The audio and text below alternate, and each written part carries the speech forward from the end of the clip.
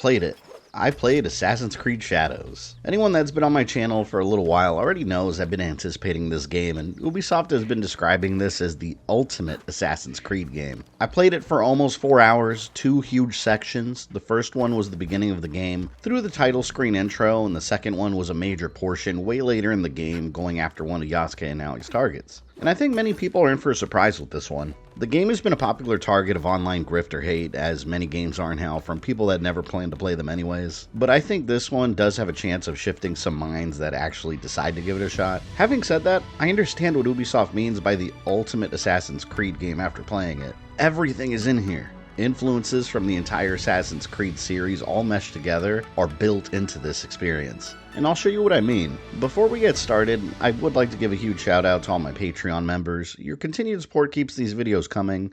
And if you'd like to have your name up here too, get sneak peeks, progress updates, and early access to videos, go to patreon.com/GamerThumbTV. Or click the link in the description to get started. One thing to keep in mind about the build I played, it was still a work in progress build, not the one that's going to be available on release, so I was told that I might encounter some bugs during my gameplay. Personally, I didn't run into anything noticeable, and I was playing the PC version remotely through Ubisoft servers capped at 1080p, so the frame rate or resolution might take a dip during some parts. Again, this isn't the final release version playing natively from your console device. And I hate to have to say this, but there's always someone with an uneducated opinion. This video is not a paid advertisement by Ubisoft. There was no exchange of money. They invited me to play it myself, and I did. Then asked for my honest opinions. All opinions are my own. The first part of the demo I played acted as a sort of tutorial and very narrative based. I can't really show you any story spoilers or story sections from the beginning intro, but I was immediately invested. One aspect of Assassin's Creed games that I've always critiqued is that the beginning usually takes a while to get going, often focusing on tutorials and showing you the ropes for hours. It goes on forever. And you don't get that with Shadows. It all ties into the gameplay and origins of Yasuke and Naoi. After the intro, I was already invested in who these characters are.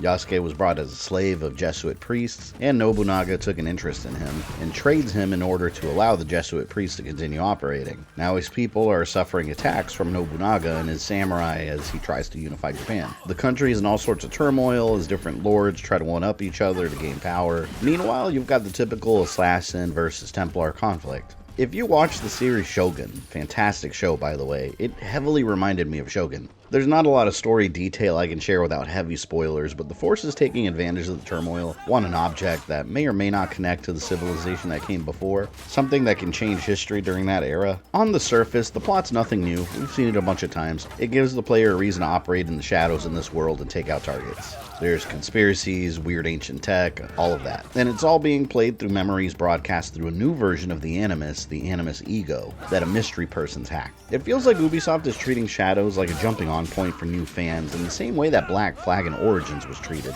while still respecting the knowledge of longtime players. One aspect these games are always good at is the presentation of locations, and Shadows is no different. Some of the landscapes are just beautiful to gaze at, especially when synchronizing viewpoints. One of Shadow's strongest aspects is experimentation. What can you and what can't you do with a specific character? Or better yet, what shouldn't you do or not do? That's something I played around with a lot in my time with the demo. In one part, there was this huge tower that Naoi could climb easily, considering she's got a grappling hook and she's very agile, but Yasuke's a much heavier character, and he even makes a comment that she would have no trouble climbing it. I did ask the Ubisoft rep I was partnered with if this specific one was climbable with Yasuke, because I didn't really see a way to get up there with him, and I was told that possibly if the player gets creative. Switching between the two characters is as easy as holding X on the main menu and taking control. And the detail that went into making each character different was very noticeable. She's fast, stealthy, but slightly weaker. He's heavier, hits harder, and can bash through doors. I also found it hilarious that her leaps of faith are very graceful, like the assassins you expect and we're used to. But do you ever wonder how a samurai with heavy armor can do that? Well, they kinda can't. He still does the leap of faith, still survives, but he does make humorous comments because it's very clunky.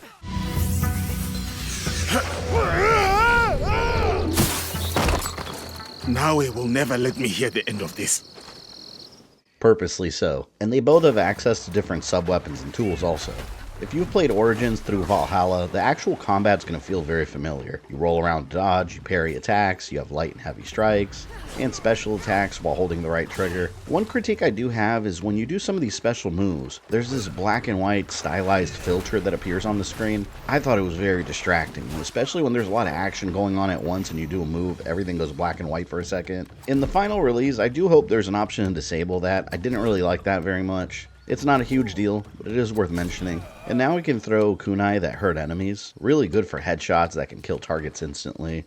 The shurikens are much less lethal, but they're good for destroying objects like pots that catch fire. She also has these wind chimes that can distract enemies. We did see those in Assassin's Creed Chronicles China too. And smoke bombs that hide you and you can get some free assassinations. While Yasuke does have access to heavier weapons, he's got rifles with different types of ammo, a bow and arrow with different types of arrows. This is a game that caters to whatever playstyle you prefer. Yasuke's gameplay is a bit less stealthy, it's more confrontational and in your face. And one character will work better for you in certain situations. In one scene in particular, I was meant to escape an area after I killed my target. Of course, I wanted to stay and kill everybody, and I got destroyed as Naue. So my Ubisoft rep suggested that I use Yasuke in this section. Well, I wanted to see how much I could play the game how I wanted to versus the preferred recommended path, so I kept using her and I tried to persevere. Instead, I used smoke bombs to make myself harder to see, and I kept assassinating everyone one by one until they were all dead. It was way harder this way, but I could do it if I wanted to. That's the magic here. That's what I love the most about my time with Shadows. The skill tree takes inspiration from previous RPG-style Assassin's Creed games where you could use mastery points to buy different skills, and it also felt like a bit of Ghost of Tsushima influence was mixed in here. You've got that here. Each weapon and tool and style has their own individual tree that goes much deeper than previous entries did as far as upgrades are concerned. And you still have tons of treasure chests and side quests throughout the world that earn different armors, hoods, all sorts of cosmetics that affect your stats. Similar to Valhalla, there's a base of operations, actually several bases that you could purchase around the map that give you access to various contracts and let you manage your Brotherhood. This was my favorite aspect of Brotherhood. As you progress through the story, you gain access to helper characters, recruits, that you can call on to help you in a fight, and they all have their own upgrades. That's here. They saved me multiple times when I was in trouble. Shadows builds on many ideas introduced in previous entries. Like Valhalla, the side quests seemed to be less fetch questy. That was a huge problem I had with Odyssey. It was such a big game with a ton of side quests, but a ton of them were just fetch this from point A, deliver it to point B. In Valhalla, they were more of situations, little side stories that are happening across the map that you just happen to discover or overhearing someone arguing or talking. That's here. And like Mirage, there's more investigation when it comes to finding targets. You do these smaller quests that eventually unravel who the main target is, and the game doesn't outright tell you exactly where to go find them. The map will give you hints like what region they're located, where they like to drink tea, they may be in some sort of shrine, and you could send scouts to investigate the area and uncover those objectives for you on the map, or you could just walk around and find out via the clues that you have.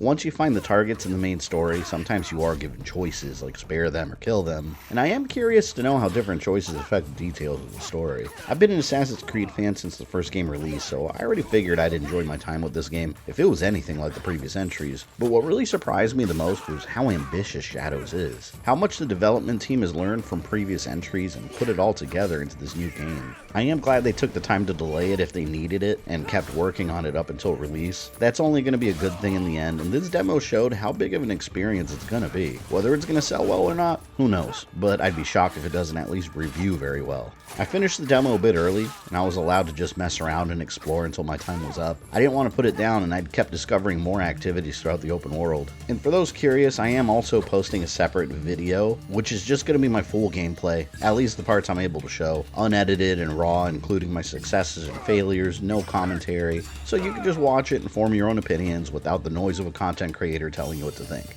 But let me know in the comments what your thoughts are on everything you've seen and heard today in this video, and I'll see you later.